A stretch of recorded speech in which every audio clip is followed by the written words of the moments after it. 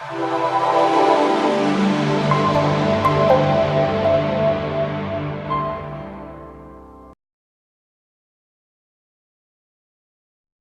my name is Janelle Sikora. I'm a Homeworks by Precept consultant representing BJU Press Homeschool Materials. We've been homeschooling our children for 10 years, and this year I have all the way from a preschooler to my oldest son being a freshman in high school. We've tried different methods of organizing all the materials that come, and this year I'm changing things up a little bit with my hanging file folder system and wanted to share that with you. I've tried 3-ring binders for all their subjects. You know how you get the student handouts and the parent guides.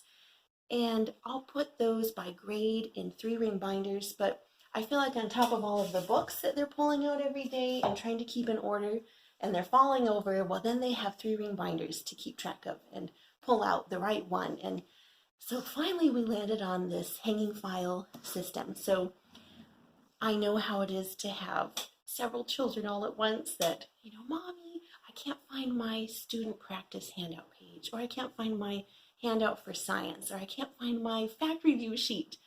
And this is helping with that.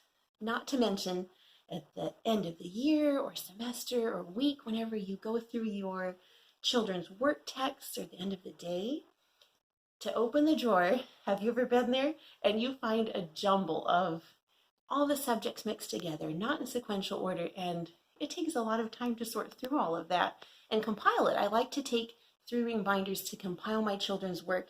It's fun for them to be able to years later look back on it for reference or just for fun and see what they did. And also for my record keeping sake, I like to do that. So let's take a look at how this system is working for us this year. First of all, if you don't have a drawer like this in your desk that accommodates hanging files, there's another way you can utilize this, and I'll show that to you in just a minute. We've done it for our daughter, and it still works great. Let's go ahead and pull out a file. I use a different color for each child. So these are my 4th grader's files, and his color is blue this year. And notice the elementary handwriting on the tag here.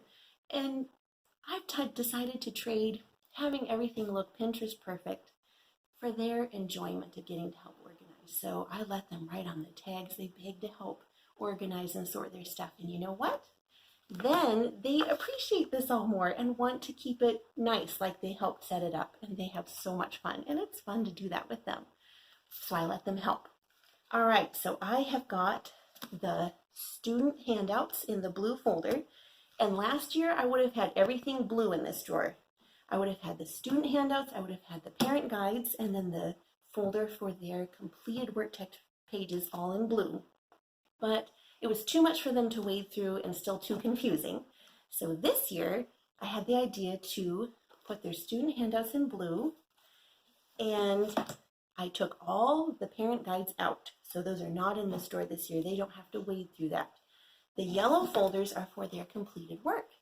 So here is a tip that we just discovered this year. If you tell them, okay, Joel, when you're done with your Bible handout or Bible work text page, if you choose to have them tear them out of their book, simply drop it in the back. Always put it in the back of your hanging file folder, and then they will be in sequential order as well as sorted by subject. So this has been so helpful for us, and I'm already liking it better. So we've got all of those lined up in here. They can be in order of when he does those subjects. And the parent guides, this is very simple. I just put the parent guides in a 3-ring binder, and this is just something I use. I also use the distance learning online, so I don't reference these as much as if I was teaching all the subjects myself. But it's all here. You can put them in order of when you use them, and it's just very basic. But I also can reference those things online. So that's how I do that. And then here is the sample of what to do if you don't have this kind of drawer. You can get these totes very inexpensively. I think we spent $8 on this one for my daughter. I think we found it at Costco. You could look probably at Walmart, or these hanging files also are really cheap. They're just, maybe $5 or something. And again, she can have this all set up. We can slide it under her desk, or you can have it in your dining room, under the table, wherever you do your school. So that's worked really well for her. So I've got the handouts all sorted. I've got the parent guide sorted.